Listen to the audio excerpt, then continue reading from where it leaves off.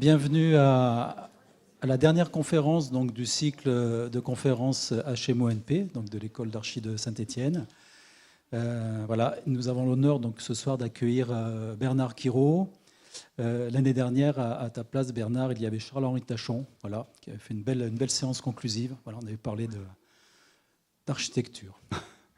Et Bernard, tu es déjà intervenu il y a quelques années à l'école de Saint-Étienne. C'est Evelyne Chalaï, une enseignante là, qui t'avait invité. Bernard Quirault, alors faut-il encore présenter Bernard Quirault? Mais enfin oui, voilà.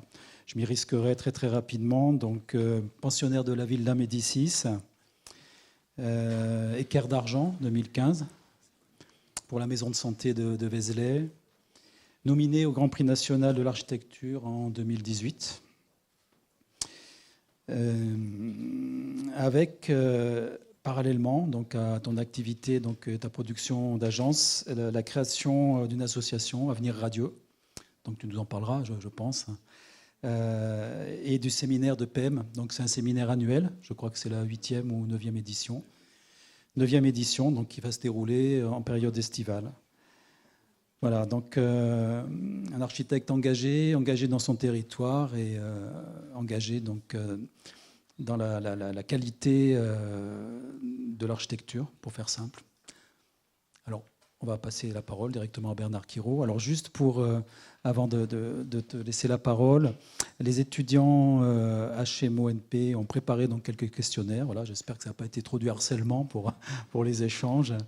Mais bien sûr, toute la salle sera invitée à échanger. Tu as prévu un temps d'échange et de présentation pas trop long, je crois, pour pouvoir nous laisser voilà, un temps d'échange libre et fructueux. Bernard, je te laisse la parole. Voilà. Merci. Oui, je vais essayer d'être... J'ai laissé pas mal de diapos, mais je vais essayer d'être très rapide parce qu'on a décidé effectivement de laisser du temps à l'échange. Alors tout d'abord, merci pour cette invitation et désolé pour ce titre un peu débile, on peut le dire. Je sais pas, mais en tout cas, quand on m'a demandé de trouver un titre, c'est ce titre qui m'est venu à la tête. Et voilà, parce qu'un jour, j'ai demandé à un étudiant s'il savait ce que c'était la tectonique. Moi-même, je ne sais pas trop, hein, je le dis franchement. Et lui m'a répondu que c'était une danse. Alors voilà pourquoi j'ai choisi ce titre aujourd'hui. Donc j'ai dit que j'allais passer très rapidement sur les choses qui nous tiennent à cœur à l'agence et sur lesquelles on réfléchit et on travaille. Et puis après, on discutera ensemble, j'espère laisser assez de temps. Alors d'abord, très rapidement, en 2 images, la présentation de l'agence. On est à PEM, en Haute-Saône, qui est un village entre Dijon et Besançon. Moi-même, j'étais à Paris, puis à Besançon, puis maintenant dans ce village où effectivement, on est revenu ici pour s'occuper plus particulièrement de ce lieu avec cette association que l'on a montée qui s'appelle Avenir Radieux. Je reviendrai à la fin de la présentation là-dessus. On est une dizaine environ. C'est vrai, on me dit souvent que je suis un architecte de la ruralité ou de la campagne. Moi, je ne pense pas vraiment, mais c'est vrai que j'aime ce rapport entre ce village et le territoire qui le nourrit, en quelque sorte, comme on trouve par exemple en Italie, en Toscane, dans cette ville de Pienza que je vous engage tous à visiter, qui est extraordinaire. On sent ce rapport entre l'architecture et la campagne, entre le contexte et le lieu, dans tous les sens du terme. Et c'est un rapport qui me parle beaucoup. Alors d'abord, puisque vous êtes en HMO pour la majorité, qu'est-ce que l'architecte aujourd'hui qui t'a été un peu... J'ai mis quelques citations, c'est un peu peut-être difficile à lire, mais je trouve que c'est important. En tout cas, j'aime bien cette citation qui est tirée d'un livre assez récent en italien et qui dit « Qui est l'architecte aujourd'hui ?» Dans la grande majorité des cas, c'est un professionnel dont le métier consiste fondamentalement à satisfaire les demandes du commanditaire avec un engagement et une compétence variables selon les individus. Évidemment, il y a des architectes peut-être un peu meilleurs que les autres, mais enfin, le problème n'est pas vraiment là. Voilà, l'ensemble de la profession et voilà, subit en quelque sorte, je ne sais pas comment il faut les appeler, les forces du marché, etc. Mais en tout cas, l'architecte a cessé d'être un intellectuel qui propose, c'est ce qu'il dit après dans la suite de la citation, qui propose une critique de la société. Il a pu souvent la capacité ou l'ambition de proposer une vision complexe et surtout critique de la société dans laquelle il vit. Et pourtant, les architectes de tout temps, en tout cas cet auteur qui s'appelle Marco Biraghi, je crois, voilà, dans son livre, il décline la figure de l'architecte à travers l'histoire. Et il dit justement que les architectes ont été de tout temps, ou presque, mais qu'ils ont cessé de l'être, des intellectuels. Et moi, j'aime bien dire que l'architecte, c'est un intellectuel qui dessine, c'est-à-dire c'est quelqu'un qui a un savoir spécifique qui lui permet justement d'agir sur le monde, voire de le critiquer justement, ou en tout cas de le décortiquer. Et cette figure de l'architecte intellectuel, je trouve que c'est important que vous ayez ça en tête, que vous sachiez qu'un architecte, il doit lire, lire et encore lire, et que c'est aussi beaucoup parce qu'on lit que l'on est capable de faire des projets d'architecture. Sur l'architecture elle-même, voilà, je pense que votre génération elle a un rôle extraordinaire, que vous êtes en train de reprendre possession de ce métier en quelque sorte, et on va essayer d'en parler ce soir. Mais autrement, il faut bien dire que l'architecture, comme le dit Giancarlo De Carlo, c'est un architecte qui est décédé depuis longtemps et qui a dû écrire ça dans les années 80. Il dit une chose qui est quand même assez vraie, même si elle est désespérante. Il dit, en regardant froidement ce qui se passe, on peut dire que l'architecture n'intéresse plus personne. Elle n'intéresse pas les clients traditionnels parce qu'elle ne résout pas rapidement ni efficacement leurs problèmes. Elle n'intéresse pas les institutions parce qu'elle produit des symboles trop faibles par rapport à ceux que produisent d'autres secteurs d'activité plus puissants. Et enfin, elle n'intéresse pas les gens ordinaires parce qu'elle ne propose rien qui corresponde à leurs attentes. Moi, je suis persuadé que si les architectes arrivent à retrouver le sens de la construction, on peut dire la tectonique si vous voulez, parce que la tectonique, on pourrait, avec une définition rapide, la définir comme l'art de la construction, en tout cas lié à un système de constructif précis. On peut dire que si vous retrouvez ce chemin-là, eh bien justement, vous serez peut-être à même de proposer des choses qui intéressent les gens et la société. Et Luigi Snozzi, qui a failli venir au séminaire de PEM, mais il faut savoir que c'est l'inspirateur de cette aventure de PEM, de ce séminaire, de cette association, il dit en quelque sorte ça aussi, puisqu'il dit que l'unique action transgressive aujourd'hui que je retiens comme possible est le retour intelligent à la tradition. C'est la seule action vraiment efficace. Vous pensez bien que si vous connaissez Luigi Snozzi, quand il dit tradition, ça ne veut pas dire architecture traditionnelle du tout, mais c'est la tradition au sens du métier, de ce qu'est l'architecture. L'architecte est aussi un constructeur. Et il dit qu'il pense que le seul moyen d'attribuer à l'architecture une signification politique, c'est-à-dire d'avoir un petit rôle, mais un petit rôle dans la société, de mettre en crise cette société par moment, eh bien, ça tient à son approfondissement spécifique, c'est-à-dire à ce que vous possédiez parfaitement ce qui fait partie de ce métier, c'est dont on va essayer de parler après. Il dit que c'est le seul moyen avec lequel l'architecture peut avoir une influence sur les faits de la société. Alors l'architecture, oui, moi j'aime bien dire que c'est l'art de la tectonique. Vous voyez à gauche une image de ruine. Hein. C'est Auguste Perret qui disait que les bonnes architectures font des belles ruines. Et vous avez à droite une image d'un bâtiment qui n'a même pas un an et qui est pourtant un bâtiment construit dans un écoquartier. Et dont vous voyez le simple rencontre d'une moto et d'un angle de bâtiment, ce que ça donne. Donc l'architecture, elle a malheureusement cessé d'être l'art de la tectonique. Alors la tectonique, on définit ça comme une grande attention à la dimension constructive. La forme et l'espace de l'architecture se qualifient par le caractère des matériaux. Je crois que vous parlez beaucoup de matérialité dans cette formation. C'est très bien parce que je pense qu'effectivement, faire un bâtiment, c'est d'abord choisir un système constructif. Qu'en préalable de tout projet, il devrait y avoir le choix d'un système constructif et donc d'un matériau, et que ce sont les caractéristiques du site au sens large, c'est-à-dire le contexte, mais qu'il soit aussi bien économique, social, etc., qui guident finalement ce choix. C'est-à-dire presque le premier choix d'un architecte, dans l'idéal, ça serait de choisir un système constructif. Et ensuite, évidemment, par des tas de choses dont on parlera, il en découle l'ambiance des espaces, etc. Bon, je passe vite les citations. Je pourrais vous les faire passer, parce que ça, autrement j'ai peur que ça soit trop long, mais ça c'est une citation d'Alberti. Donc voilà, déjà à l'époque de la Renaissance, finalement, on parlait des mêmes choses. En tout cas, moi, c'est ce qui m'a intéressé. Il a été dit que j'étais allé à la Villa Médicis. C'est vrai que j'y suis allé avec l'idée de rechercher ce qui était les invariants, en quelque sorte, dans l'architecture occidentale. J'avais trouvé ce titre pompeux pour la recherche, que je n'ai jamais remise, parce que c'était beaucoup trop ambitieux. Mais qu'importe, ce qui m'intéressait, c'est à travers la lecture et la visite des bâtiments, de voir qu'est-ce qui faisait notre métier, justement, des Romains, en passant par Alberti, jusqu'aux bâtiments modernes de Rome aujourd'hui. Qu'est-ce qui était fondamentalement la même chose.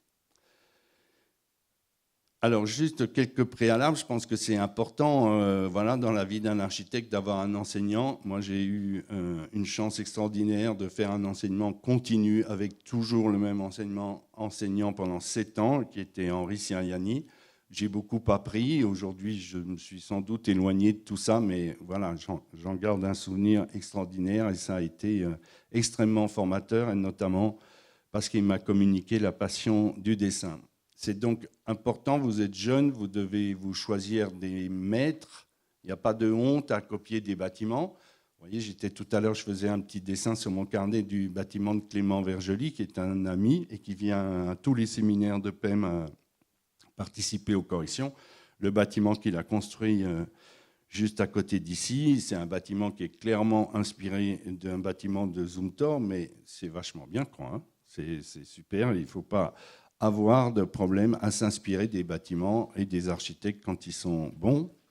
Bon, ce que j'ai dit pour vous, c'est très important de lire, de voyager et de dessiner, ça vous le savez, et je pense que voilà, il faut vraiment insister sur la lecture, parce que, encore une fois, c'est fondamental. Et juste le séminaire de PEM, puisqu'on parle de ça, on fait des dessins à la main, et je trouve ça aussi très important que vous appreniez à vous méfier terriblement du dessin informatique, pour de nombreuses raisons dont on pourra reparler, mais justement pour des raisons qui ont rapport avec la proportion et pour des raisons qui ont rapport avec l'échelle, c'est-à-dire un projet, ça grandit petit à petit, ça se fait en changeant d'échelle, et j'ai l'impression, en tout cas moi je ne pratique pas l'ordinateur, mais j'ai l'impression que l'ordinateur a un peu tué ce rapport à l'échelle qui est important. J'ai dit que je passais très rapidement les choses qui sont importantes pour nous. Moi, il y a une chose qui me tient à cœur, mais qui a beaucoup à voir avec la tectonique, si on avait eu le temps de lire cette définition que j'ai mise. C'est-à-dire qu'on dit toujours qu'il y a 2 origines de l'architecture. L'origine structurelle, qui vient de la cabane en bois, c'est-à-dire on va dans une forêt, on coupe des branches et on construit une cabane. Et puis, il y a l'autre extrémité qui est l'origine textile de l'architecture, c'est-à-dire l'idée que l'architecture peut être une peau, un revêtement. Les bonnes architectures, je pense qu'elles sont composées de ces 2 origines. Et aujourd'hui, et on l'a vu avec la photo du mur défoncé par la moto, là, avec le polystyrène et cette couche d'enduit, toute l'architecture est tirée du côté textile, revêtement, et elle perd totalement sa dimension structurelle et ce rapport à la matérialité. Et je pense que tous les architectes, ils jouent, enfin les architectes dont on parle, ils jouent sur ces 2 extrémités. À gauche, on a un bâtiment d'Herzog et de Meuron qui n'a plus rien à nous dire sur la manière dont il est construit, sur les forces qui sont en jeu dans le bâtiment, dans la matière. Il est d'ailleurs sérigraphié pour nous raconter quand même quelque chose, et c'est une bibliothèque en Allemagne. Et à droite, il y a un architecte, Livio Vacchini, qui lui a toujours exploré au plus loin cette dimension structurelle de l'architecture, avec quelquefois aussi des abus, parce que moi j'aime beaucoup Vacchini, mais je trouve que par moment, voilà, il fait de tout projet une structure, et que, par exemple, une maison, des logements, c'est pas forcément quelque chose qui doit insister à mort sur la structure. J'aime beaucoup cette image de la bibliothèque d'Asplund à Stockholm, qui est une image justement qui montre une paroi très abstraite, blanche, mais qui, à travers les ombres et la poussière qui se pose dessus, montre qu'elle est construite en briques. C'est-à-dire, derrière le revêtement, on peut faire sentir justement la dimension tectonique de l'architecture. Dans cette logique, il y a ce livre qui a été très important pour moi. C'est pour ça que je vous parle des livres, parce que je trouve que dans les livres, des fois, quand on visite des bâtiments, on a quelquefois des chocs qui vous donnent envie de faire ce même type de bâtiment, mais quand on lit des livres, il y a quelquefois des choses aussi qui vous éclairent pour de nombreuses années. Et cette phrase tirée de ce livre, l'ornementation est l'expression d'une force excédentaire de la forme, elle est très importante pour moi. On peut remplacer ornementation par l'architecture, ça donnerait la même chose, mais ça veut bien dire que l'architecture, elle est l'expression des forces, en quelque sorte, qui sont en jeu dans cette lutte contre la gravité que représente tout bâtiment. Ici, c'est un bâtiment que j'adore, qui est justement un palais d'Alberti à Florence, où il y a tout ce jeu sur, vous voyez les pilastres, les arcs, etc., qui finalement sont tout, quand on comprend l'architecture comme ça, sont tout un discours sur la manière dont on descend les forces jusqu'au sol. Et quand on fait ce travail sur ce langage des forces, ben finalement, on s'aperçoit que l'architecture, elle peut être justement une sorte de langue qui peut être comprise par tous. On reviendra là-dessus. Et c'est pour ça que l'architecture, c'est beaucoup des nombres et qu'on peut téléphoner ces nombres, comme on disait que Le Corbusier téléphonait ses bâtiments en Inde. C'est une anecdote qui est vraie, c'est-à-dire je pense qu'on peut très bien dicter un bâtiment, en tout cas des choses assez simples d'un bâtiment, au téléphone, comme cette image des Kingo House, de Jørn Utzon, où vous voyez en bas l'élévation, c'est une série de chiffres que vous pourriez dicter au téléphone à quelqu'un. Et il serait capable de reproduire ce mur. Autre point important, c'est la lecture de ces livres de Christian Norbert Schulz, dont un enseignant, Jean-Patrick Fortin, nous a parlé à cette école de P8, qui est maintenant Paris-Belleville. C'est des choses très importantes pour moi qui montrent quel est le rapport justement entre le choix d'un système constructif, une certaine matérialité et un contexte, une histoire, un pays. Voilà, c'est des choses importantes qui font que Norbert Schulz il dit que l'architecture est là pour concrétiser un milieu, pour le rendre visible, et que le caractère d'une œuvre est donc déterminé avant tout par le type de construction adopté. Ce qui est certain, parce que quand vous choisissez un système constructif, quand vous choisissez un matériau, forcément vous le faites par rapport à un contexte particulier, une géographie au sens large. Autre chose importante pour nous, en tout cas pour moi, ça a été la découverte de ce bâtiment de Vals, à une époque où moi je sortais de l'école avec un enseignement très abstrait, très très bon enseignement, mais très abstrait et pas du tout axé sur les problèmes de la matérialité. C'est ce bâtiment de Peter Zumthor, les Thermes de Vals, qui pour moi est une espèce de bâtiment qui est justement à cheval entre le local et la culture universelle de l'architecture. Et voilà, moi j'ai l'habitude de dire que ce bâtiment, c'est la même chose que ce petit grenier à grains sur le côté, c'est-à-dire des piles qui portent un toit, et puis avec un remplissage qui dans un cas est du bois, mais dans le cas des Thermes est du verre. Mais à la fois, c'est aussi une relecture, je pense, de ce projet de Louis Kahn inachevé, qui est la synagogue de Jérusalem, avec ses poteaux qui sont pleins, qui sont remplis de programmes servants, comme le disait Kahn, et qui portent des espèces de tables de béton séparées par des raies de lumière. Donc il y a, pour moi, j'aime beaucoup ce bâtiment de Vals parce que c'est à la fois la culture éminemment locale et à la fois la culture universelle de l'architecture. Alors pour parler de ces thèmes, j'ai pris ces trois bâtiments qu'on a eu la chance de construire à Grachot, sur un terrain, en pleine campagne, à environ 25 minutes de notre bureau. Pour d'abord le bâtiment que vous voyez au centre en bois, un ami paysagiste qui nous a demandé de construire sa maison. Donc je l'expliquerai un peu plus en détail. Ensuite, cette maison a été rachetée par des gens qui l'ont transformée en bureau et qui nous ont demandé de construire leur maison à eux. C'est la grosse maison en béton en contrebas. Et puis enfin, comme les bureaux dans ce bâtiment en bois étaient trop petits, ils nous ont demandé encore 10 ans après, tout ça c'est à chaque fois 10 ans, tous les 10 ans, de construire un bâtiment de bureau et ils ont transformé la petite maison en lieu pour se détendre, faire un peu de sport et déjeuner le midi pour leurs salariés.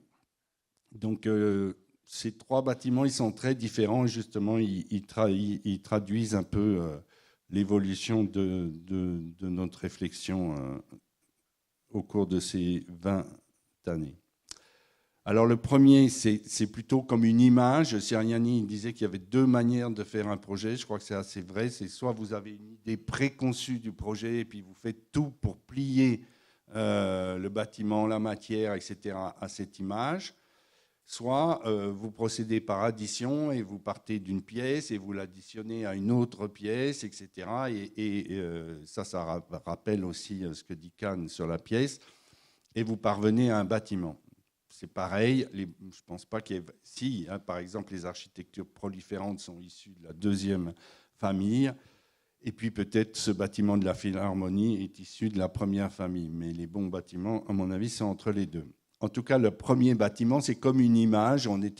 À l'époque, on découvrait ces bâtiments de Glen Murcutt grâce au livre de Françoise Fromodeau, qui nous ramène au séminaire, puisqu'elle vient régulièrement donner des conférences extraordinaires au séminaire de PEM. Et on avait découvert ces architectures, et moi, ça me passionnait, ces plans tout en longueur. Et finalement, on a voulu, à peine, même pas le site choisi, en tout cas, travailler sur cette thématique du plan en longueur, mais étiré, alors que les plans de Glen Murcutt sont toujours ouverts sur le côté longitudinal, là, étiré vers ses extrémités. Et ça a donné cette maison, c'est pour cet ami paysagiste qu'on a appelé la longue vue, parce qu'elle se soulève du sol et elle permet d'apercevoir le paysage. Je passe très vite, mais c'est une image en quelque sorte. C'est-à-dire, vous verrez, ce n'est pas un discours sur la construction, tout au contraire, c'est cette idée d'avoir ce bâtiment suspendu au-dessus du sol. Et vous voyez qu'il se présente en bois, mais en réalité, il est construit en métal. Le fait qu'il soit en métal n'a aucune importance dans l'atmosphère des espaces. C'est un projet que l'on ne ferait plus aujourd'hui, mais que j'aime toujours beaucoup. Voilà, parce qu'il est là au milieu des 2 autres et c'est le témoignage de ces 20 années de travail. Je passe sur le travail de l'espace en détail, mais vous voyez que par rapport à cette ferme en ruine à côté, où on comprend très très facilement le langage de la pierre, qu'est-ce que c'est un linteau, à quoi ça sert, à franchir évidemment, un encadrement qui vient renforcer le mur, là on a fait un trou qui l'affaiblit. Par contre, le bardage, là, c'est l'âme. Ben, évidemment, c'est une sorte de peau, justement, qui n'exprime rien, aucune force sur la construction. Il y a quand même un petit discours sur les forces dans la mesure où cette maison, c'est un peu comme une balance romaine. Elle est très large sur une extrémité où elle est plus courte et plus longue et plus fine de l'autre côté, donc il y a une sorte d'équilibre.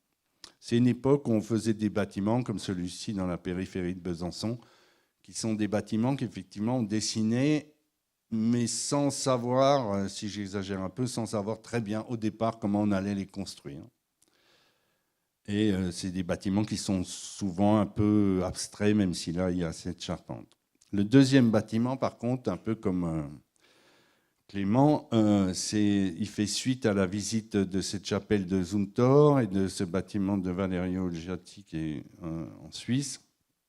Et c'était l'idée d'avoir quelque chose, justement, qu'on voulait très tectonique, c'est-à-dire quelque chose dont le mode de fabrication allait irradier tous les espaces. Donc c'est la maison qu'on a conçue plutôt comme un terrier où on s'enfonçait par rapport à l'autre, où on monte au milieu des arbres. Et il y avait aussi cette référence lointaine, donc je ne saurais pas expliquer, mais qui est sans doute liée à l'empilement d'une maison de Carlos Carpa, où il y a ces disques de pierre qui sont empilés. Donc c'est un gros travail de tout dessiner, cet enchaînement de strates de béton paysan, justement. Hein. Quand je parle du contexte, on n'avait pas du tout les moyens de faire du béton à la Tadao. C'était au contraire un béton très très fruste, pas du tout vibré. Mais je passe rapidement sur les plans, avec l'idée de faire disparaître l'isolant, qui est une espèce d'ennemi de l'architecture et de la tectonique, justement, l'isolant, parce qu'il rend soit la peau extérieure extrêmement fragile, soit la peau intérieure aussi fragile et sans effet de matière. Donc l'isolant est dissimulé à l'intérieur de 2 parois en béton. On voit ici une photo du chantier. Voilà, et avec ce chef de chantier qui a été extraordinaire, c'est très important dans notre métier, les rencontres avec les entreprises. En tout cas, voilà, cette maison qui est plutôt un assemblage de pièces, c'est-à-dire un plan où voilà, on a répondu un peu au programme sans se soucier du tout, ou très peu, de la forme que finalement allait prendre cette maison au final. Donc on la voit avec l'autre qui est juste derrière. Vous voyez ces espèces de strates de béton coulées tous les 40 cm. C'est un travail très, très précis. Elle est enfoncée sous la terre. C'est pratiquement la seule maison qu'on ait fait comme ça, grande, avec une piscine, enfin avec un certain budget. Et tout est en béton à l'intérieur, sauf ce meuble de cheminée et beaucoup de travail de menuiserie qui vient évidemment réchauffer un peu l'atmosphère. C'est l'idée de faire des bâtiments monomatières, en quelque sorte, comme le sont évidemment, toute proportion gardée, ces merveilleuses églises romanes, dont celle du Toronnet. À la même époque, justement, on cherchait la même chose. Après cette visite du bâtiment de Zernez Dolgiati, c'est comment faire des bâtiments isolés, mais qui soient monomatières. Ça, c'est une mairie à côté de Vesoul, où il y a ce même travail de béton brut, mais cette fois-ci lisse, et qui enferme un isolant qu'on ne voit jamais, qu'on ne touche jamais, qui ne rentre pas en compte dans l'atmosphère de l'espace, ni visuelle, ni acoustique, ni au toucher. Le troisième bâtiment, il fait suite à la rencontre de Gilles Perrodin, qu'on a invité au premier séminaire de PEM, il y a maintenant 10 ans, et qui nous a reçus dans son chai pour nous donner 200 litres de vin déclassé, que l'on a bu pendant le séminaire. Mais, et qui, voilà, ça a été une très belle rencontre, cette visite du chai, ces discours qui nous tenaient sur l'architecture. Moi, j'avais envie, le séminaire de PEM, c'est ça, on invite des gens qu'on ne connaît pas, qu'on a envie de rencontrer, parce qu'on pense qu'ils font des choses en rapport avec nous. Ça a été le cas de Clément Vergely, c'est le cas de Gilles Perrodin aussi. Voilà, il n'y a pas plus belle illustration d'une certaine manière de la tectonique que cette phrase, quand il dit en suivant nous-mêmes des règles très strictes qui nous laissent seulement le choix entre des pierres debout ou des pierres couchées, nous abordons la question de la forme d'une manière bien particulière. Ce qui est important, c'est le métier de l'architecte, c'est le rythme, les proportions, la lumière, la matière, l'ordonnancement. La forme architecturale n'est que l'incarnation d'un esprit dans la matière. Elle ne peut être une fin en soi. Je pense que si vous retrouvez cette voie, voilà, vous allez à nouveau, votre génération, ouvrir des perspectives avec l'architecture qui reprend place dans la société. Alors que je crois que ce bâtiment de la Philharmonie, vous voyez bien que cette phrase ne s'adapte pas du tout. Elle nous déconnecte complètement. Elle fait que finalement, on est relativement détesté. Le mot n'est pas trop fort. Donc voilà, à la suite de la rencontre de Gilles, on a construit ce troisième bâtiment en pierre, évidemment. On s'est dit, on va faire de la pierre, c'est tellement génial, avec un plan en équerre très simple. Le plaisir de la même entreprise, des ouvriers qui, plutôt que de couler du béton, assemblaient ces gros blocs, voilà, était évident. Là aussi, il y a ce travail sur la disparition de l'isolant dans l'épaisseur du mur, avec un bâtiment très simple, simplement justement un rythme, des proportions, ce rapport avec un portique et des espaces de travail voilà, très calmes et très sereins.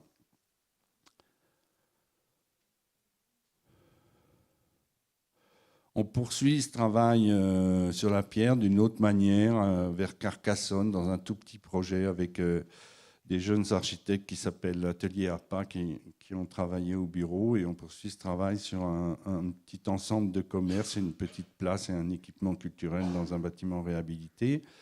Cette fois-ci avec des maçonneries très très frustes, très pauvres, et cette idée de colonne en pierre qu'on a récupérée et avec lesquelles on fabrique cette petite place au pied d'une très belle abbaye romane, avec cette matérialité très très proche, mais pas évidemment du tout la même, mais qui s'en rapproche par la teinte, etc., du bâtiment existant. On l'a poursuivi aussi dans l'extension d'une cuverie à Meursault. Je passe très vite, mais il y a ce travail aussi à la fois sur la pierre de taille et à la fois sur un socle en moellon. Voilà, ces programmes de cuverie sont extraordinaires. C'est des programmes où justement, là, pour le coup, l'isolant disparaît totalement. On n'a même pas besoin de chercher à dissimuler. Et pour le moment, on poursuit ce travail avec une grande chance, avec des jeunes architectes marseillais qui s'appellent EGR, à Château-Lafite, à Pauillac, dans le Médoc, au nord de Bordeaux, pour ceux qui ne situent pas où ça se trouve. On a eu la chance de gagner ce gros concours sur les traces de Ricardo Bofill, qui a construit un premier chai dans cet endroit. Alors, on peut moquer justement cette architecture de colonnes et tout, mais je peux vous dire c'est absolument exceptionnel, extraordinaire, parce que ça n'est que proportion, ça n'est que tectonique, que structure, et c'est très, très beau. En repartant, désolé, on ne voit pas grand-chose, mais en repartant de ce chai circulaire ou octogonal de Bofill, de son système de proportion, on a essayé de placer notre bâtiment. Je ne m'appesantis pas sur ce projet. C'est un projet très simple qui est justement uniquement qui découle d'une série de nombres. En tout cas, moi, j'aime bien dessiner les projets comme ça. Mais il y a aussi évidemment une part du croquis, des choses que vous sortez. C'est pour ça qu'il faut voyager. Un architecte, ça ne fait que ressortir ce qu'il a enregistré par ailleurs, soit dans ses voyages, dans ses lectures. Et je trouve que le dessin à la main, libre, c'est pas moi qui le dis, beaucoup le disent. Voilà, il n'y a pas de connexion directe avec le cerveau, c'est-à-dire on ne réfléchit pas à ce qu'on dessine, ça sort comme si la mémoire se vidait et on trouve des choses qu'on ne trouve pas si on intellectualise trop la recherche. Donc il y a beaucoup de dessins, beaucoup de maquettes au bureau. Et voilà, je trouve que c'est bien si on arrive à revenir à une époque où l'architecture redevient l'art de la construction, avec comme sujet principal l'expression des forces. C'est bien ce qu'on voit ici dans un temple romain. Vous voyez bien que tout est une espèce d'expression extrêmement subtile des forces. Tout est aussi à cheval entre cette expression textile et cette expression structurelle. On peut lire les cannelures des colonnes comme justement quelque chose qui transforme cette masse qui enfle sous le poids énorme des pierres qui sont posées dessus, aussi comme une sorte de drapé qui dissout tout ça dans la lumière. Et j'aime bien dire que la subtilité tient justement au juste équilibre entre la structure et le revêtement. Je finis très vite avec PEM et le séminaire. Et évidemment, au bout d'un moment, quand on fait des projets, on s'aperçoit aussi que quelquefois, c'est un peu vain, qu'il faut aller, que l'architecture, elle est au service de la ville, qu'elle est là pour ça, et que ce qui est le plus important, c'est les villes qu'on fabrique avec nos bâtiments. Et donc, on a voulu s'occuper de ce village de PEM, et on est revenu s'installer dans ce village qui est mon village natal depuis 2008. Pour y implanter l'agence. On a déjà déménagé une fois, c'est-à-dire qu'on a refait un bâtiment, revendu un autre architecte par hasard, allemand, et on a restauré un autre, et on continue avec cet espoir de pouvoir travailler avec la mairie, ce qui ne marche pas du tout, parce qu'ils ne veulent pas de nous, ils ne nous aiment pas, justement, ils nous détestent même, je dirais, pour certains. Mais tant pis, on continue à travers ce séminaire, ces conseils. L'association fait 3 choses. Elle donne des conseils gratuits aux particuliers. Là, ils nous aiment parce que c'est gratuit. Et voilà, on les aide dans leurs projets, etc. Elle est censée travailler avec la mairie, mais n'y arrive pas. Et le troisième champ, mais elle y arrivera sans doute un jour. Hein. Les hommes passent et elle est censée aussi, elle organise aussi ce séminaire d'architecture. Bon, tout ça a commencé parce qu'on a fait une petite opération, alors que l'agence n'était pas encore à peine, de restructuration des écoles dont on s'est battu pour qu'elles restent dans le centre ancien. Voilà un exemple, je ne sais pas, c'est un peu prétentieux de dire que c'est un exemple d'architecture tectonique, mais en tout cas, moi, c'est comme ça que je l'entends, parce que je pense que ce terme a des significations très variées et très complexes. Mais voilà, c'est choisi, on construit en bois, eh bien, on décline tout de la plinthe au bâtiment général à partir de ce choix de système structurel. Donc on donne des conseils aux particuliers pour rénover leur façade. Il se trouve que là, on a racheté un petit bout de ce bâtiment récemment pour faire un chantier d'autoconstruction. Ça, c'est l'agence dans laquelle on s'est installé, qu'on a restructuré. Je vous invite tous à vous inscrire au séminaire de PEM cette année.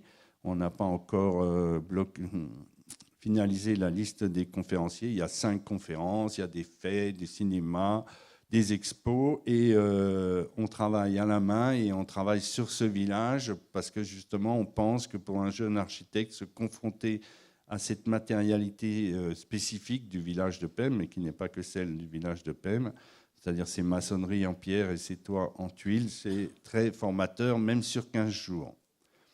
Là, voilà, ça c'est la photo du fin du séminaire, où il y a forcément mes amis de Cab et de Clément Vergely quelque part. Il y a des cours de dessin, il y a cette séance de cinéma en plein air, ces cycles de conférences. Là, c'est un architecte espagnol extraordinaire qui s'appelle José Lina Sassoro qui est venu.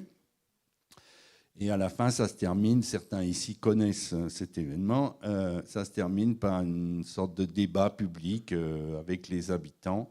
D'abord, tous les architectes qui nous rejoignent chaque année, puis les habitants. Et voilà, dans ce lieu assez extraordinaire qui donne sur les remparts de Pem. Depuis, on s'est lancé un peu dans l'édition, évidemment, les actes du séminaire. Ce livre, un livre qui retrace un peu cette expérience qui est faite par Emeline Curien et qui contient des interviews de Françoise Fromonneau, de Jacques Lucan et d'autres, de Gilles Perrodin. On s'est lancé dans l'édition avec une espèce de collection qui s'appelle Trilogie, dont le premier a été fait sur le travail de cet enseignant dont je parlais, Jean-Patrick Fortin. On en a fait un deuxième sur le travail de l'agence, et là sortira en septembre un troisième sur le travail justement de Gilles Perrodin sur 3 bâtiments. Voilà, des études sur l'autopromotion, puisqu'on veut se lancer dans cette aventure de l'autopromotion, autoconstruction pour rénover ces bâtiments dont personne ne veut, mais quand on est, je pense que c'est le grand avenir de l'architecture, tout le monde sait, bon, on va réhabiliter beaucoup plus, mais je pense que dans le travail de réhabilitation, la science de l'architecte est indispensable. En tout cas, voilà, moi je trouve que cette phrase de Fernand Pouillon qui dit que la vie d'un architecte, c'est d'être sur le chantier, c'est même d'être en rapport direct avec les ouvriers, c'est même d'être soi-même entrepreneur. C'est la vraie vie d'un architecte. Alors, je ne sais pas, en vieillissant, je tends un peu vers ça. J'essaye, en tout cas, on a monté un atelier de menuiserie avec un jeune qui nous a rejoint, qui s'appelle Paul Michelon. Ça s'appelle l'atelier Paie-moi.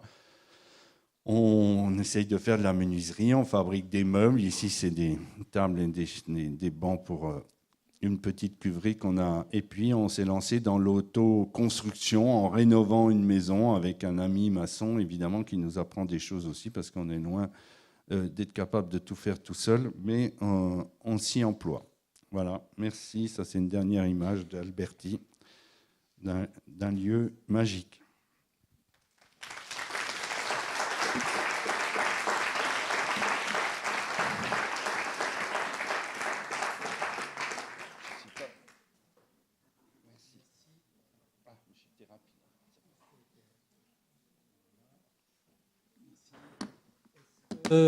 Oula, ça y est, ça sort. Est-ce que vous avez des questions dans la salle avant de passer peut-être la parole aux jeunes architectes?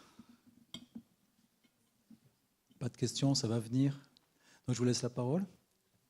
Qu'est-ce qui veut commencer? Riam? Bonjour, merci pour cette présentation.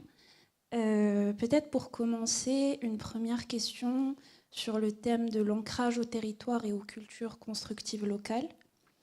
Dans votre livre, du coup, publié en 2022, Simplifions, vous commencez en disant « Nous sommes en train de perdre le sens profond de l'architecture en faisant de nos bâtiments des assemblages de produits industriels qui nous sont dictés par les forces du marché et du numérique. » Avant de poursuivre en disant « Il existe des lieux qui échappent à l'uniformisation imposée et où il est encore possible de faire de l'architecture, c'est-à-dire de concrétiser un site par le choix d'un matériau et d'un système constructif.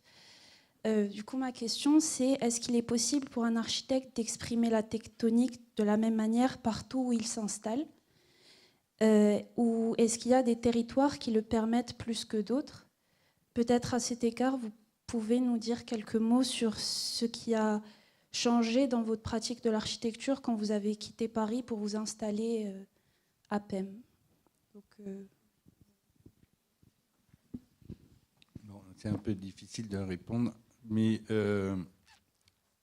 comment dire? D'abord, ce que je dis ce qui m'est important à moi.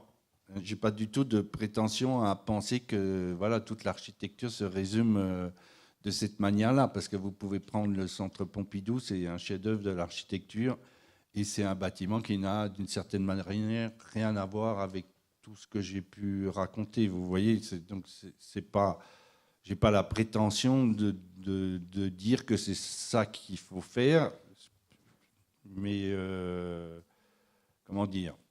J'ai l'idée quand même que ce rapport au contexte, à la matière, c'est terriblement perdu. Et le bâtiment du centre Pompidou, c'est un bâtiment tectonique, d'une certaine manière, au sens où il y a un choix d'un type de structure qui est décliné voilà, de A à Z.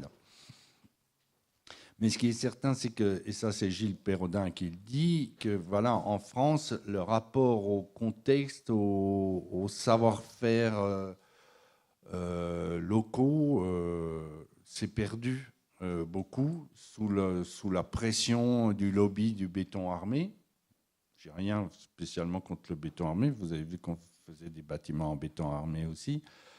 Mais c'est vrai que ce rapport à la culture locale, aux modes constructifs régionaux, c'est perdu. Et j'aime beaucoup tous ces architectes italiens des années 60 ou un peu avant, Gardella, tout Albini, ou en Espagne des architectes comme Coderch, qui sont des architectes qui ne sont pas des architectes traditionnels, justement, qui sont vraiment des architectes modernes, mais qui n'ont pas perdu ce rapport à la culture locale, en quelque sorte.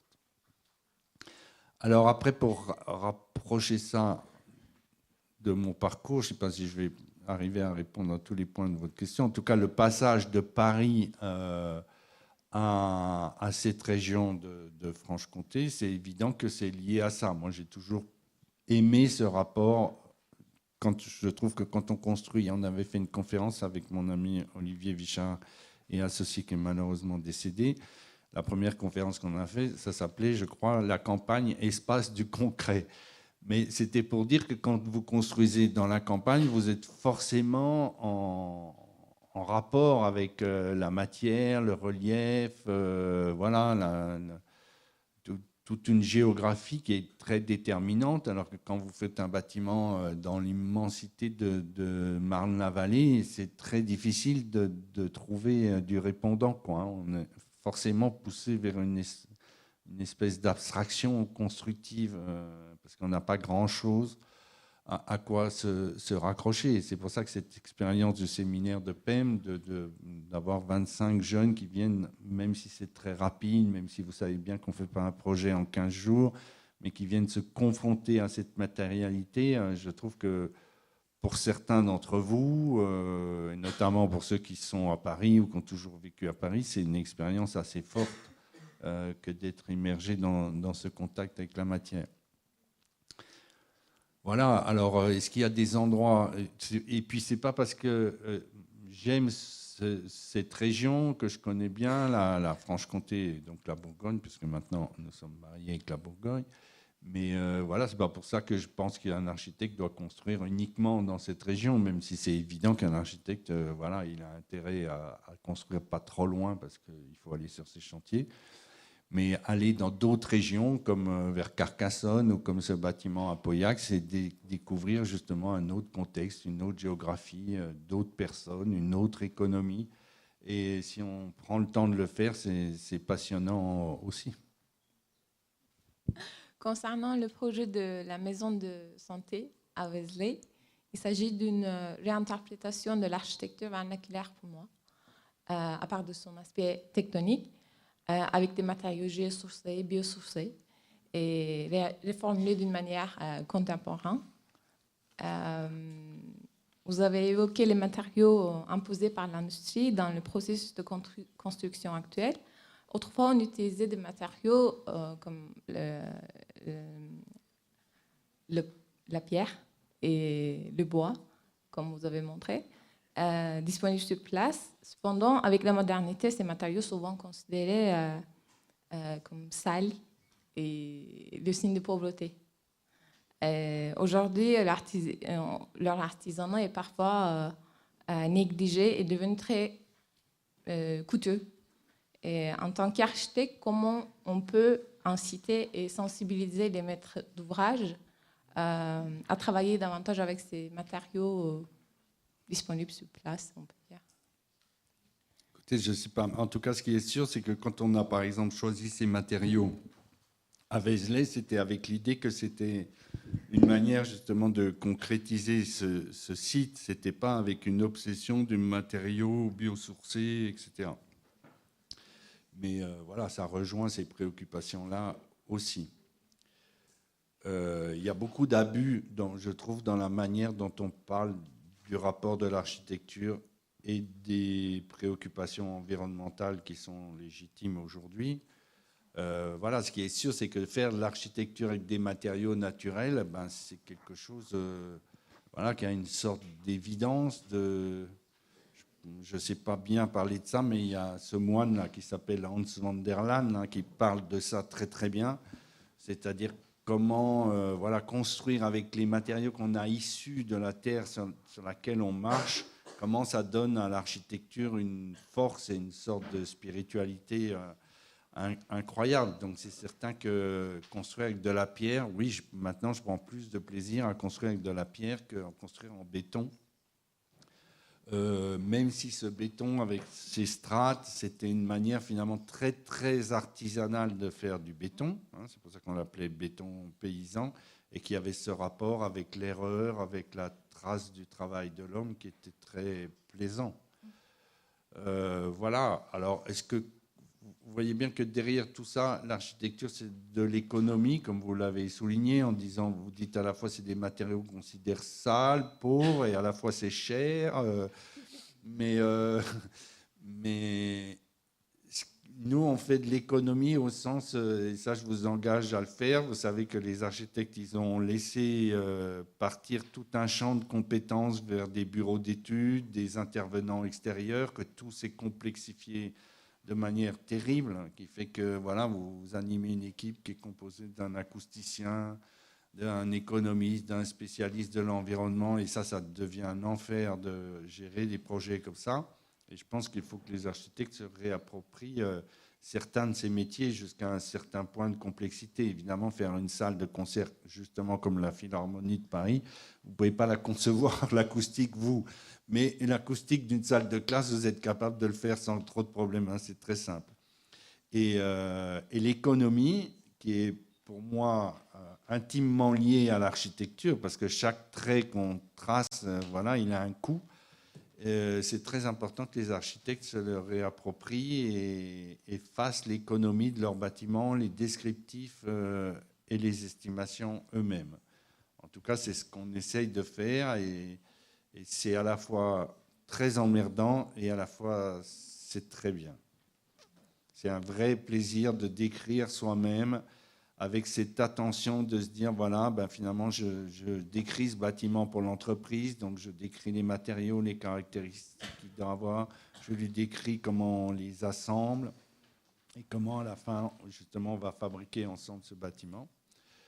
Et quand vous faites des bâtiments très bruts, hein, comme cette mairie, dont tout le monde pense qu'elle est chère parce qu'elle est haute sous plafond, parce que c'est des beaux espaces de salle de mariage, et qu'il y a ces doubles murs en béton, ou ce bâtiment en pierre, tout le monde pense que c'est cher, mais non, c'est des bâtiments qui sont construits au même prix, parce que quand vous construisez avec ces matériaux bruts, voilà, le bâtiment, il est fini. Vous avez mis les pierres, c'est fini.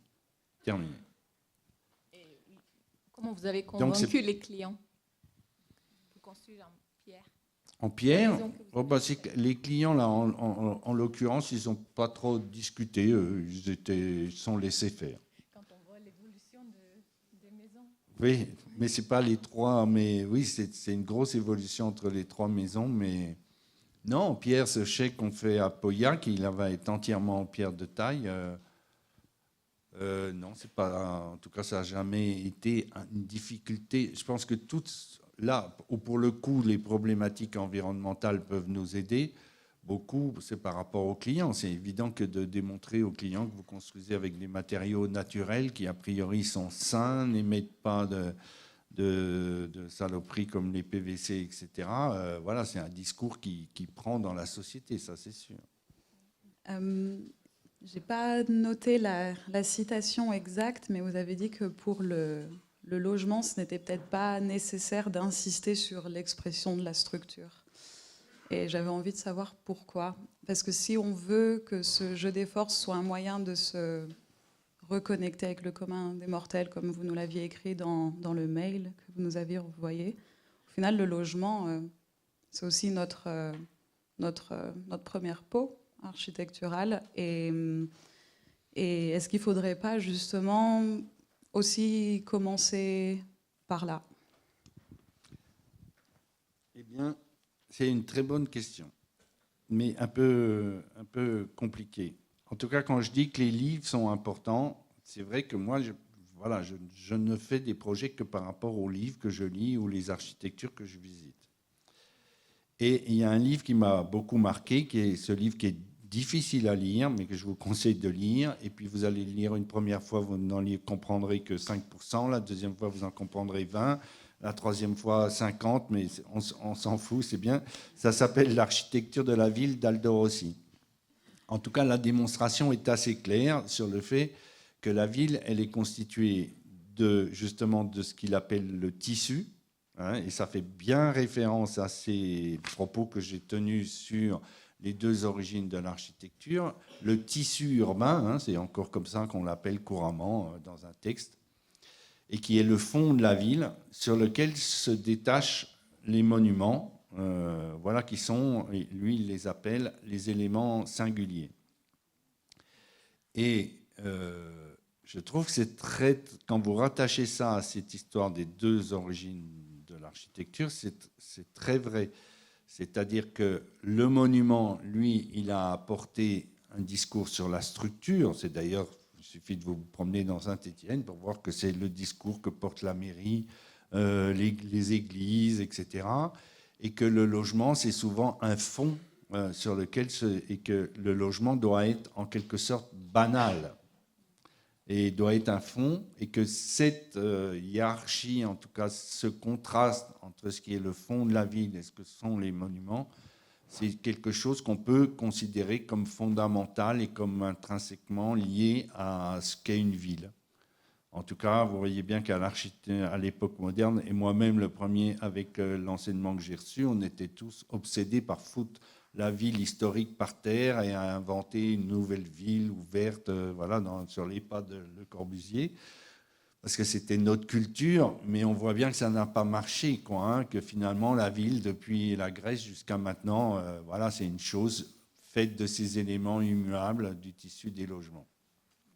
Or, le logement, comme les architectes, on leur donne plus que ça, et voilà, ils en font une espèce d'exercice de démonstration de leur savoir-faire. Et à l'inverse, on peut dire qu'aujourd'hui, dans les villes, les logements sont souvent une espèce de folie architecturale, quoi, l'objet de l'expression de soi, voilà, et pas du tout des choses banales.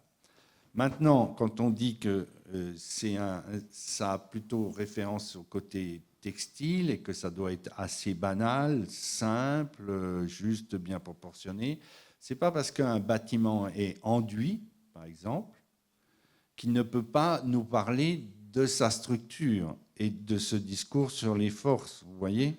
C'est ce que j'ai montré finalement avec cette photo de ferme à côté du bardage en bois. Vous voyez bien qu'un bâtiment aussi modeste que ça, bon là il se trouve qu'il a perdu son enduit, il est en ruine, mais quand vous voyez dans ce village de Pem, là par exemple, où vous avez tout, mais ça il y a ça un peu partout en France, dans l'enduit il peut y avoir un travail qui, à l'aide de l'ornementation, par exemple sur le dessin des chaînages en pierre, de faux chaînages en pierre qui existent derrière, bien finalement, il y a aussi ce discours un peu simple et banal, mais sur les forces. Ça n'est pas, justement, je pense que le logement, il doit parler de ça, mais d'une manière beaucoup plus retenue. J'avais une bonne image dans les conférences que je n'ai pas là, mais qui est justement une maison très très pauvre à Haïti, de reconstruction. Vous savez combien c'est difficile la vie à Haïti. Eh bien, vous voyez une structure. Cette image, elle montre une photo de la maison du type qui est en train de reconstruire sa maison, avec une structure en bois faite de planches très très frustes, mais quand même assez intelligentes, de planches croisées, remplies avec des caillasses. Et puis il l'enduit, parce que s'il ne l'enduit pas, elle n'est pas étanche. Mais sur cet enduit, il redessine en rouge juste la trame du bois. Et vous voyez, c'est pas une expression de la structure directe, mais c'est quand même, quelque part, il nous parle à travers ce dessin, cette modénature, de ce qu'est la structure du logement. Je ne sais pas si j'ai répondu. Si. Après, moi, j'ai plutôt l'impression que cette expression qui existe aujourd'hui dans le logement, c'est surtout de la façade et très peu de la structure. Voilà, moi, je pensais plutôt à l'expression de la structure au sein des logements, que ce soit quelque chose qui soit à la fois pensé et ressenti par la personne qui vit dans ce logement. Au final, au-delà de la question de la peau, mais plutôt du point de vue de l'intérieur du logement. Ça, je pense que c'est possible. Voilà, je ne suis pas un spécialiste du logement, mais je vois qu'il y a quand même pas mal de recherches en ce moment sur cette thématique quand même, d'avoir une pensée de l'espace du logement qui est liée à la structure du bâtiment. C'est quand même quelque chose que l'on voit un peu. Voilà, qu'il faut sortir de ces cloisons en placo-plate, de tout cette... Bon, mais c'est très facile à dire et c'est très très difficile à faire. Hein. Voilà. Mais c'est sûr que dans un logement de Fernand Pouillon, voilà, on a le sentiment de la structure qu'on a pu dans la plupart des bâtiments de logement aujourd'hui. Après, c'est lié aussi à des questions de matérialité. Par exemple, quand on parle d'un enduit plâtre, on voit bien qu'un enduit plâtre, il adhère en général à une maçonnerie. Donc, il ne rend pas la même acoustique, il ne rend pas la même sensation au toucher. Et ce n'est pas comme tous ces doublages, ces cloisonnements très fragiles qu'on met aujourd'hui dans les bâtiments. Mais avant d'inverser ça, il va falloir du temps, mais c'est possible sans doute. Merci. Mais par rapport à ces problèmes, voilà, j'aime bien aussi conseiller ce livre qui est un peu déprimant peut-être, mais qui justement, vous pouvez déprimer à votre âge parce que vous avez tout le temps de remonter la pente après, de lire ce petit livre de Bernard Marais qui s'appelle « De l'architecte, du maître de l'œuvre au designer », qui raconte comment voilà, ce métier de l'architecte qui était une espèce de personnes qui dirigeaient les chantiers, qui avaient un savoir sur la matière, sur les proportions, tout ça, bah, petit à petit est devenu ce que vous disiez tout à l'heure, c'est-à-dire quelqu'un qui ne fait plus que des façades, voilà. Et que tout le reste est laissé au promoteur et on ne lui demande plus que faire des façades, c'est devenu un designer. Et vous pouvez voilà, inverser cette tendance mortifère pour l'architecture. Du coup, pour rebondir un peu par rapport à ça, donc, vous nous avez envoyé une citation d'Antoine Picon qui parle du fait qu'on est passé en quelques décennies d'un principe de construction de squelette justement à celui d'un épiderme, en comparaison avec toutes les couches complexes qu'on démultiplie dans nos bâtiments aujourd'hui, en réponse notamment aux réglementations thermiques qui se complexifient. Comment pensez-vous que... est-ce que vous pensez que la tectonique d'un bâtiment peut être pensée de manière à réduire justement les couches de ses parois? Est-ce qu'il y aurait un intérêt à revenir justement à une simplification de toutes ces couches? Et est-ce que c'est possible? Dans quelle mesure ce serait possible?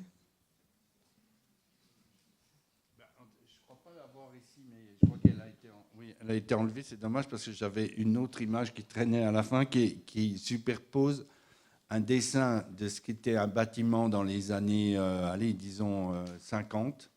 En réalité, le dessin, c'est un projet de Le Corbusier en Inde, justement, où on voit la représentation du mur sur un plan d'exécution qui fait 2 traits, donc. Et puis un dessin de ce qu'est aujourd'hui un bâtiment en structure bois, avec toutes ces couches que vous connaissez de pare-vapeur, d'isolants croisés, etc., qui est un dessin d'une complexité folle, quoi. Comment on est passé d'un dessin de 2 traits à un dessin qui en fait, je pense qu'il y en a 50 pour fabriquer la même épaisseur de mur. Moi, en tout cas, quand on dissimule l'isolant dans les bâtiments, c'est une manière au moins visuellement, métaphoriquement, je ne sais pas comment il faut le dire, de refaire des bâtiments où on a l'impression qu'ils ne sont faits qu'avec, les murs ne sont faits qu'avec 2 traits, même si c'est faux, en quelque sorte. Mais la notion de vérité en architecture, c'est une notion qu'on peut beaucoup discuter, qui est complexe. Ce qui est important, c'est quand même ce que vous donnez à voir, pas forcément la manière dont c'est réellement fait. Après, moi j'aime cette architecture qui est un peu brute et simple, mais encore une fois, j'ai rien contre... je pense qu'il y a des architectes qui font des bâtiments qui sont des assemblages de produits et qui sont pour autant des très beaux bâtiments. Encore, moi je ne formule pas de valeur ni de... Mais voilà, je pense que j'aime bien Gilles Perrodin, même si je crois qu'il énerve beaucoup de monde, quand il dit que, par exemple, la solution à l'isolation, en construisant en pierre massive, elle est justement... il refuse de mettre un isolant et il dit que la solution, elle est spatiale. Et ça, j'aime bien ça, mais c'est une chose qui est aussi très facile à dire pour une maison et un peu plus difficile à mettre en œuvre dans du logement collectif. Mais se dire qu'on peut vivre dans une maison non isolée, qui a toutes les qualités thermiques d'une paroi qui échange, nos nouveaux bureaux, on ne les a pas isolés, si ce n'est avec 3 cm d'enduit chaud-chambre. Je peux vous dire que l'été, c'est le paradis. Mais, et se dire qu'on peut l'hiver se retirer dans des espaces plus intérieurs et plus petits, et chauffer par exemple avec un poêle, et que l'été ou à la mi-saison, la vie se redéploie vers l'extérieur, je trouve que c'est une très très belle idée, mais qui est facile à appliquer encore une fois au domaine de l'habitat individuel ou même à la rénovation d'un bâtiment dans un centre ancien pour en faire une habitation, mais qui est évidemment beaucoup plus difficile à décliner sur du logement de masse, entre guillemets. Enfin, je ne sais pas, il y a plein de gens savants ici qui peuvent donner leur avis autre que moi, mais sur ces questions. On cherche le même confort partout dans la maison. Avant, Oui. on vivait dans une pièce chauffée par le poêle. Exactement. Ouais. Et on positionnait la chambre ou les chambres pour qu'elles bénéficient de cette chaleur. Il y a plein de choses de bon sens qui se sont perdues, mais bon, il faut faire attention de ne pas faire des grandes généralités, hein. C'est quand même très compliqué, l'architecture. Et surtout se confronter à la société aujourd'hui telle qu'elle est. Mais en tout cas, moi, j'aime bien cette idée de construire avec des matériaux bruts et de ne pas isoler les bâtiments. J'en peux plus de l'isolant. Vraiment, j'en peux plus. Je reprends le micro pour si quelqu'un ou quelqu'une souhaite enchaîner. Après, sur cette question du multicouche insupportable, c'est vrai qu'on n'en peut plus, quoi. On rajoute des couches. Il y a autre chose aussi qui génère une forme carrément d'allergie maintenant. Enfin, pour ce qui me concerne, c'est des tuyaux, quoi, les tuyaux de partout, les gros, les petits, les moyens, etc. Quand on va s'efforcer à cacher, faut-il encore les cacher? Faut-il encore des tuyaux? Voilà. Donc réfléchir à la question de la ventilation naturelle, par exemple, même assister, c'est peut-être des pistes. Et puis se questionner sur la question qu'est-ce que c'est que le confort, quoi. Alors le confort, peut-être qu'il change en fonction des saisons. C'est une très très belle idée. Enfin, ce qu'évoque Perrodin, mais bon, qu'on trouve aussi au Japon. Et puis la question des matériaux dans leurs caractéristiques profondes.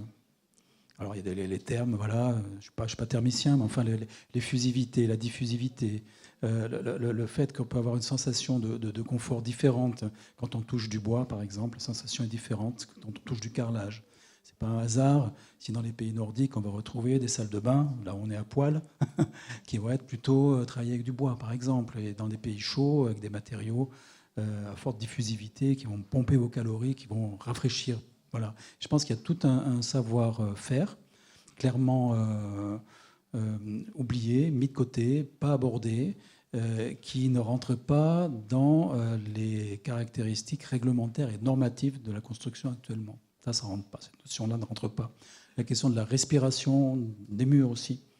Le fait qu'un mortier en fait, laisse passer, voilà, en fonction de si c'est un bon mortier, sans trop de ciment, sans ciment, les murs respirent. Voilà. Donc c'est une notion d'une forme de respiration de l'architecture qu'on retrouve dans des architectures plus anciennes et vernaculaires, où effectivement l'idée de la matière monocomposante apporte des formes de confort différents, mais qu'on a complètement oublié dans la société du multicouche, si je puis dire. Voilà. Mais à nous, architectes, de nous emparer à nouveau de ces sujets-là, et à nous, même si c'est extrêmement difficile, qu'il n'y a jamais de solution absolue, que chaque cas est un cas singulier, mais de se réemparer ou de réinventer ces techniques en respectant à chaque fois les objectifs de confort. Il faut y travailler, et je pense qu'il faut fabriquer ce qu'on peut appeler ce que j'appelle des démonstrateurs. On va démontrer, on va montrer, et une fois que c'est là, eh ben voilà, comment on vit, quel retour d'expérience on a.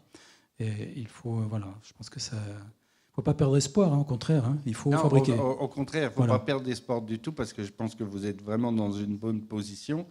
Et puis, ce qui vient d'être dit, c'est ça la tradition dont parle Luigi Snoddy, c'est la tradition du métier, les proportions, etc., l'ordonnance, tout ce que vous voulez, mais c'est aussi ça, c'est retrouver ce sens évident qu'avait l'architecture avant. Et c'est évident aussi que ça donne un sens à sa vie de vivre dans une matière, de toucher cette matière, de la ressentir. C'est quand même quelque chose qui nous est indispensable, quoi. Vivre dans ces environnements en placo-plate, c'est insupportable. Et puis, voilà, vous ne l'apprenez pas, c'est dans tous les journaux. Vous savez très bien ce que sont les lobbies dans la société aujourd'hui. Et c'est évident que toutes ces couches, sur ces, mettons, 15 couches, il y en a au moins 5 ou 6 qui sont l'œuvre de lobbies qui nous ont refilé ça, alors qu'il y a d'autres solutions. Et vous voyez bien que tout ce qui s'est passé avec ces préoccupations environnementales et climatiques, on nous a mis de la ventilation double flux partout. Bon, c'est une chose que les Suisses ont été les premiers à faire, mais c'est aussi les premiers à arrêter de le faire, hein, parce qu'ils ont commencé à comprendre que c'était une vaste connerie, quoi, hein. Et que ça servait juste à mettre encore un peu plus de tuyaux, un peu plus de machines et un peu plus d'inconfort dans les bâtiments. J'aurais une petite question, merci pour votre conférence. Vous avez montré une citation que je ne connaissais pas, où vous parliez de l'architecte comme un entrepreneur, et on a l'image de Pouillon qui nous vient en tête, même si ça ne s'est pas très bien fini, et on voit un peu votre évolution avec Avenir Radieux et avec aujourd'hui une forme d'autopromotion, même si on voit un peu la difficulté avec l'ordre, on n'a pas toujours le droit d'être sur le chantier, de construire nous-mêmes. Dans le contexte actuel de la commande un peu compliquée, avec la commande publique qui se fait un peu rare, ou même les promoteurs qui sont tous qui sont dans une certaine difficulté, comment vous voyez un peu ce rapport que l'architecte peut avoir à retrouver de la commande avec l'autopromotion, ou à se créer son propre travail, ou à réinvestir un petit peu le chantier sans être que maître d'œuvre, mais participer peut-être à la construction? Ça, c'est aussi une vaste question. Je dois dire que moi, je fais ça parce que ça me passionne et ça m'amuse, mais je n'en tire pas un discours sur la place de l'architecte avec ce rôle d'autopromoteur ou de constructeur. Il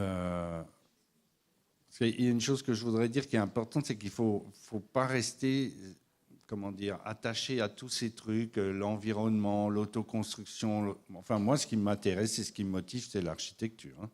C'est pas uniquement ça, mais c'est ça. C'est comment les proportions, par exemple, c'est le truc qui me passionne par-dessus tout.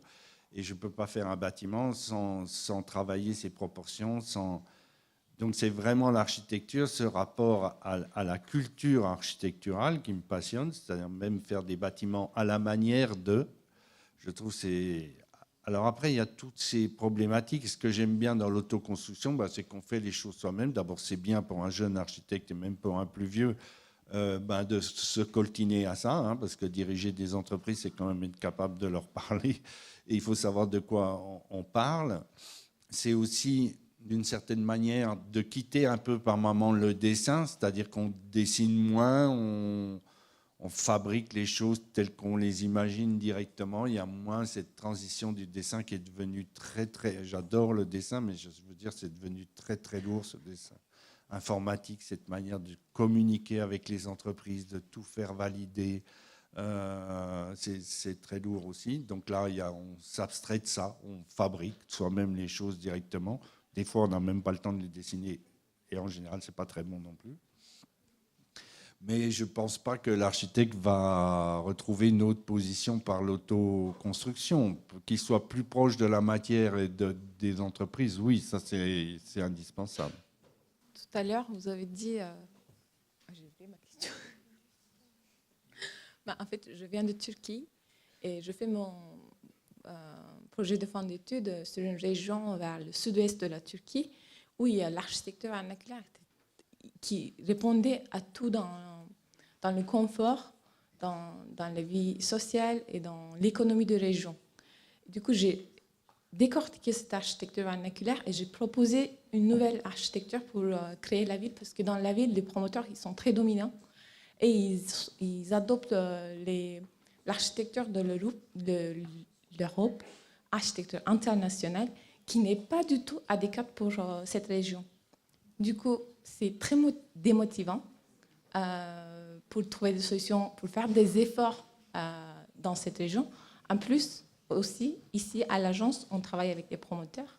Ils sont très dominants aussi en termes de l'économie du projet. Du coup, il y a plein de choses qui nous démotivent. Et vous avez dit que c'est l'architecture qui vous motive. Et pour garder ce niveau de motivation, qu'est-ce qu'on doit faire? Parce qu'il y a trop de... Là, c'est trop compliqué. Non, il faut être passionné. Il faut visiter des bâtiments sans arrêt. Moi, à chaque fois que je vais voir des bâtiments, ça me remotive, justement. Oui, c'est ça, vous voyez, c'est voir de l'architecture, c'est essayer de comprendre ce qui est en jeu. C'est juste visiter les bâtiments. Oui, et faire les choses moi-même, oui, ça m'amuse aussi, mais ça me... Non, c'est la culture architecturale qui motive. C'est quand même, quand vous voyez un bâtiment génial, voilà, ça vous donne... à la fois, ça vous assomme parce que vous vous dites jamais j'arriverai à faire ça, mais à la fois, ça vous motive à essayer de faire mieux le prochain coup, quoi,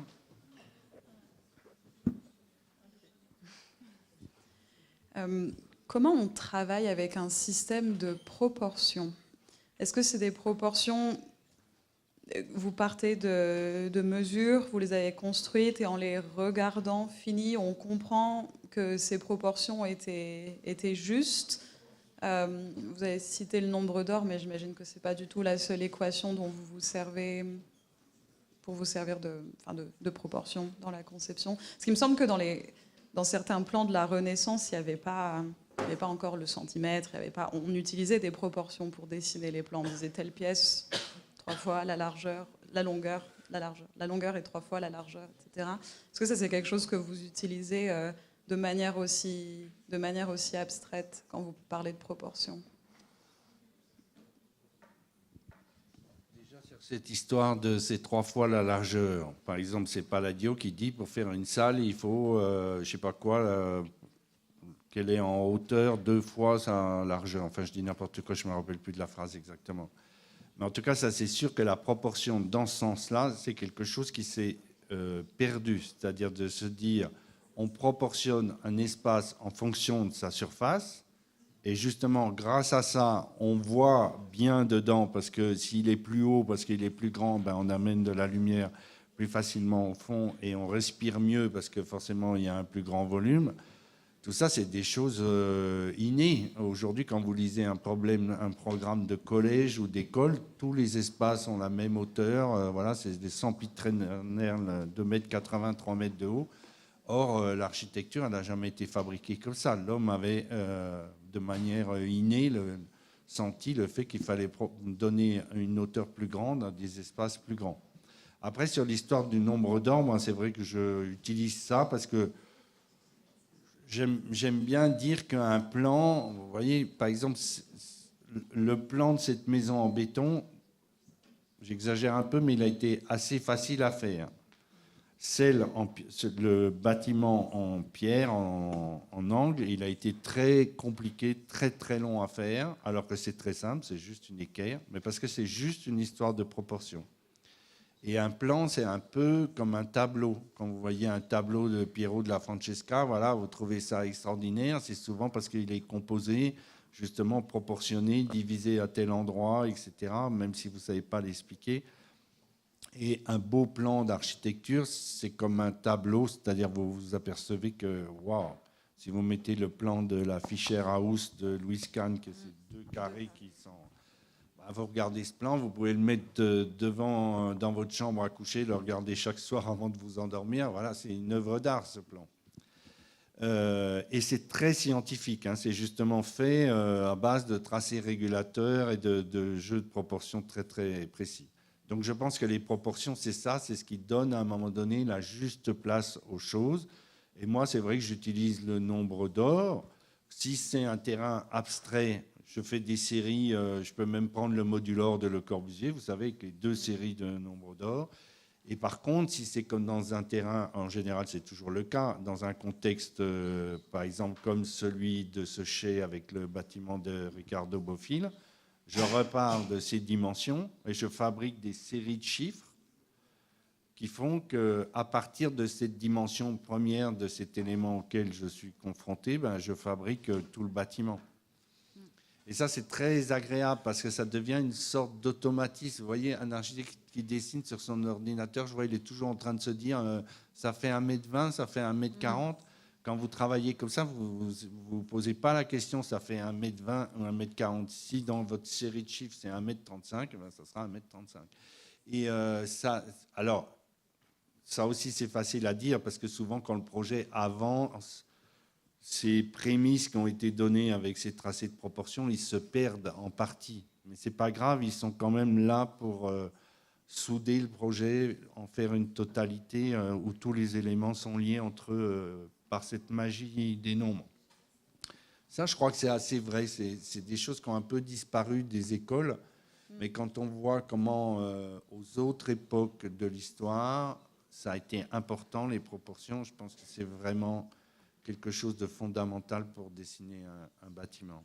Et donc pour vous, ça vient plus, même si la finalité est la même, par le nombre que par la géométrie, cette question de la proportion? Par le nombre. Avec le nombre, il y a toujours la géométrie derrière. Vous voyez, c'est aussi des tracés. Effectivement, il y a à la fois les nombres qui donnent les dimensions, puis il y a à la fois des tracés régulateurs, comme celui que j'ai montré pour ce projet de Château Lafite, où effectivement on cherche des liens qui quelquefois peuvent apparaître, oui, un peu vains, mais comment finalement de la tour du château de Château Lafite, quand même le projet, il appartient à ce tracé, il est sur la diagonale.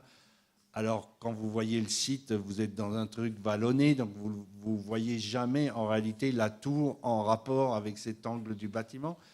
Mais voilà, ça peut vous paraître un peu idiot de dire ça, mais moi je crois qu'ils sont quand même liés. Quand vous vous promenez dans le site, il y a quelque part ce tracé qui tient tous les éléments ensemble, comme dans cette maison d'Alto que j'ai montrée.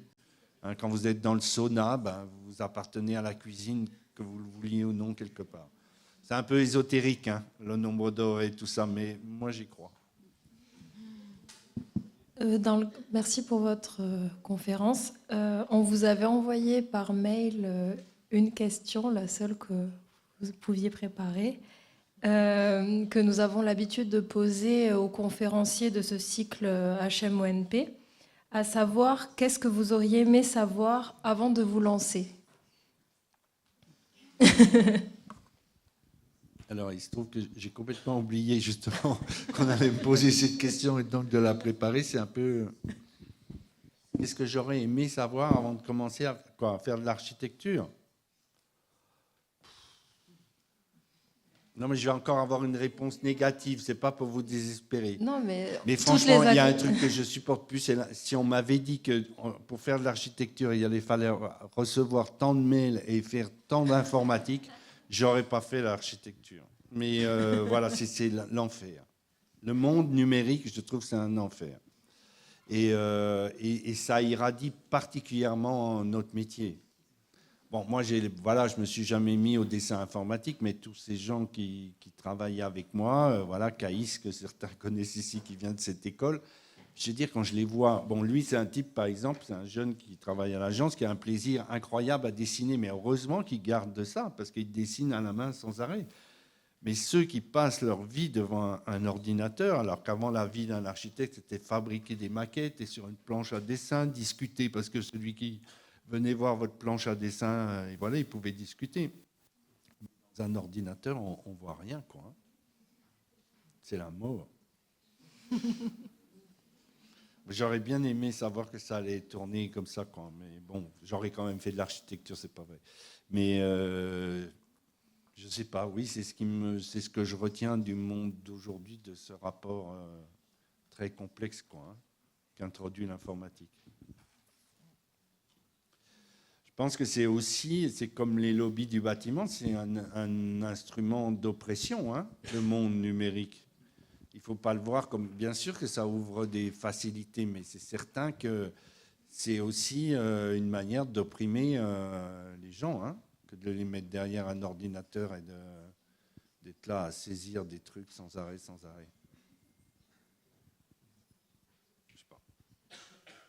C'est une vraie question. En fait, quels sont surtout pour vous, jeunes architectes, hein, qui allez après très prochainement, enfin je vous le souhaite, pouvoir voilà, exercer aussi. Quels sont les outils qu'on se donne aussi pour ce qu'on estime être la qualité architecturale? Donc je ne sais pas, dans ton agence, j'ai compris que tu travaillais sur le dessin, enfin, toi personnellement, dessin à la main, la place de la maquette par exemple. J'ai retenu aussi la maîtrise de l'économie. L'économie, enfin, comme au sens quasiment écologique, c'est-à-dire la maîtrise aussi économique. Est-ce qu'il y a d'autres outils, enfin l'expérimentation, je pense, enfin, je comprends ça comme ça, hein, l'expérimentation par ce que tu appelles l'autopromotion, enfin, tout ça au service de réponses qualitatives. Est-ce qu'il y a d'autres outils? Au service du plaisir aussi, hein, parce que c'est conserver le plaisir. Oui, il y a tout ça, la maquette, j'en ai pas parlé, mais on fait énormément de maquettes, énormément. Voilà, des quantités incroyables. Moi, j'adore ça, j'ai toujours travaillé en maquette, mais je trouve que tout ce qu'on peut faire de manuel, voilà, dans notre métier, c'est extraordinaire, de dessiner, fabriquer des maquettes, faire des petits chantiers nous-mêmes, avoir cet atelier de menuiserie où on peut fabriquer des sortes de prototypes de façades. Vous voyez, des modèles à l'échelle moitié, ou voilà, tout ce qui est, comme tu l'as dit, quoi, expérimentation. C'était ça quand même le métier de l'architecte. Et faut pas se laisser enfermer par tout ce monde qu'on nous impose, quoi.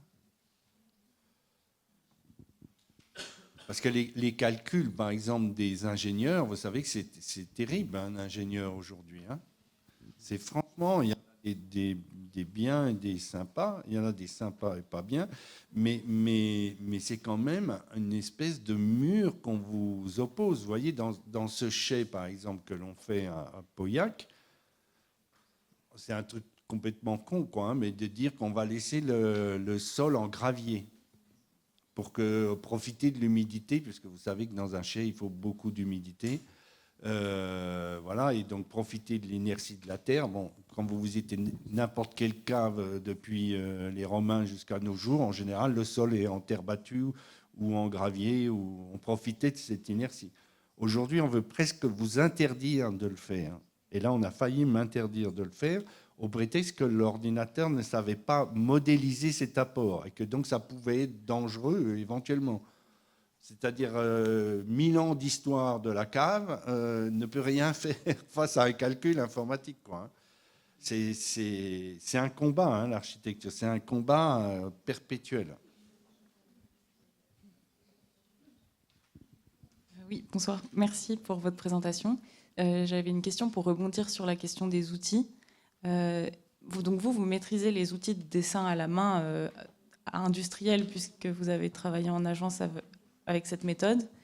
Et qu'est-ce qui, aujourd'hui, fait que, vu votre positionnement, qu'est-ce qui empêche votre agence de travailler totalement en continuant à dessiner à la main, si c'était possible? Est-ce que c'est les personnes que vous embauchez qui sont aujourd'hui formées au dessin informatique? Est-ce que c'est les modes de rendu? Est-ce que c'est le temps du projet, l'économie du projet? Non, je dirais que c'est surtout les modes d'échange maintenant avec les bureaux d'études, avec tout le monde de la construction qui rend... mais je pense que ça ne serait pas totalement impossible de revenir au dessin à la main.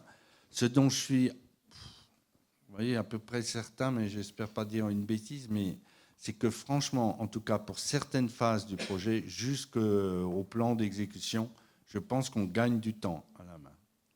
Parce que ça vous oblige à une espèce de discipline incroyable qui fait que ce que vous dessinez, vous l'avez réfléchi. Ce qui ne veut pas dire que vous ne recommencez pas des fois, hein. Parce que ça n'existe pas, le truc où vous savez parfaitement ce que vous allez faire.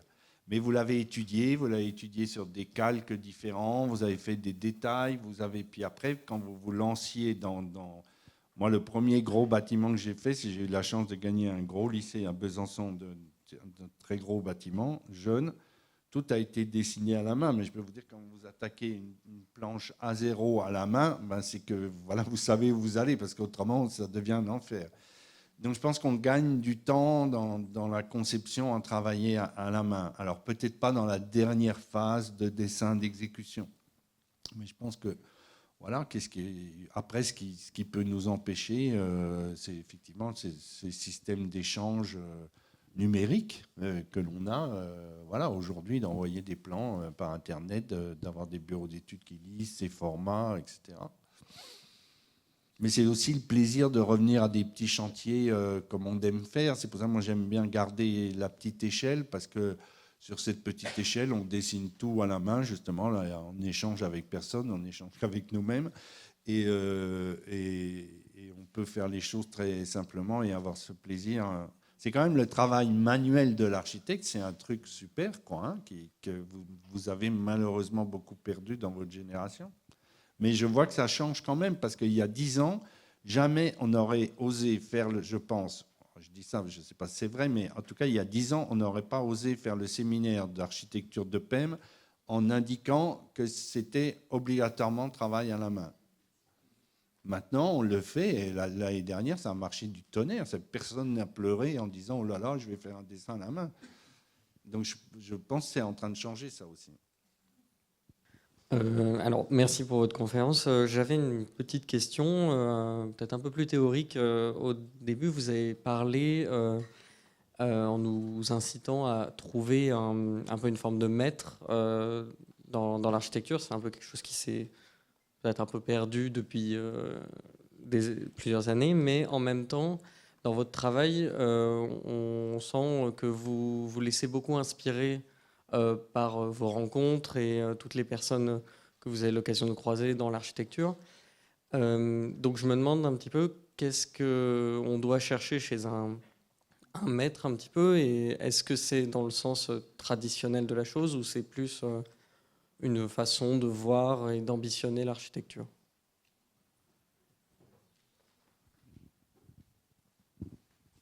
Je pense qu'on met... Il y a deux choses dans votre question un peu. En tout cas, en ce qui me concerne moi, je n'ai pas l'ambition, enfin, franchement, je le dis sans fausse modestie, je n'ai pas du tout l'ambition ni l'impression d'être un bon architecte au sens, voilà, quelqu'un d'important. Je m'en fous complètement. Par contre, ce qui m'amuse beaucoup, c'est faire des projets. À chaque fois que je vais voir un bâtiment, effectivement, je vous l'ai montré très honnêtement, c'est-à-dire je rencontre Gilles Perrodin. J'avais jamais eu l'intention de faire un bâtiment comme ça en pierre. J'avais jamais compris que l'architecture pouvait être aussi simple. Et voilà, rien que cette rencontre, ça m'a donné envie de faire ce bâtiment. Avant, j'ai rencontré Henri Seriani, j'ai fait des bâtiments un peu comme Henri Seriani, en tout cas avec cette culture. enfin, je trouve que c'est très motivant et très amusant, quoi, hein, d'essayer de se laisser porter par les rencontres que l'on fait dans ces voyages et dans ces lectures. À part ça, vous le savez, on a dû déjà vous le dire dans vos études, voilà, il y a une phrase qui circule comme quoi on n'est jamais architecte avant 50 ans. Dont certains diront 60, vous pouvez faire varier le chiffre. Mais c'est quand même quelque chose d'assez vrai, je trouve. C'est-à-dire, je pense que pour comprendre ce qui est en jeu dans un bâtiment, tout ce monde énorme de l'architecture, c'est très, très long.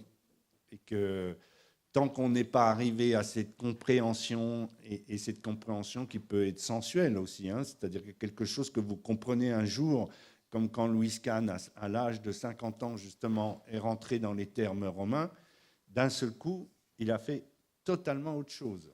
Il a compris quelque chose qui allait guider sa vie, et après, c'est devenu un très, très grand architecte. Mais jusque-là, c'était un bon architecte.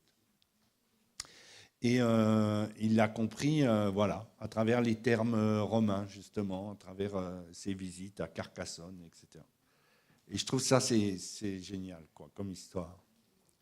Et donc, jusqu'à ce moment-là, qui intervient, à mon avis, assez tard dans la vie, si ça vous advient, ben voilà, il faut faire des bâtiments, il faut se trouver des maîtres, ou en tout cas des maîtres au sens large. Moi, je vous l'ai dit, j'aime beaucoup cette architecture. Je ne sais pas pourquoi, j'ai été beaucoup en Italie et j'aime beaucoup toute cette architecture moderne italienne, voilà, de ces années 50-60 qui reste, qui est extrêmement moderne, hein, mais qui reste très liée à des modes constructifs, à des matérialités et à des savoir-faire locaux et régionaux.